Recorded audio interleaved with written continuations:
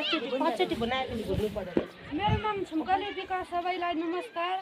मैले अगाडि 3 चोटि लिकन किस्ता फिनल गरेँ।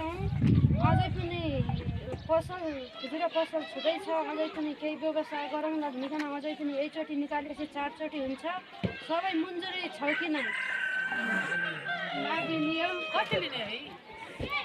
3 लाख भने पनि त अनि ढुब्रीले त अलिकति मात्रै आउने अनि पैसा उठाउन नआउने अनि बजार बजार गरिकन गुप्ती त हो एक हो मुकन ज्याउला हसे नियमित किस्ता बुझाउनु तिमीहरूका कारणले गर्दा किस्ता नबुझाएपछि अर्को मान्छेलाई त्यस्तै तिमीहरू जस्तो समस्या पर्छ। उनीहरूले पनि लिनै चाहिन्छ।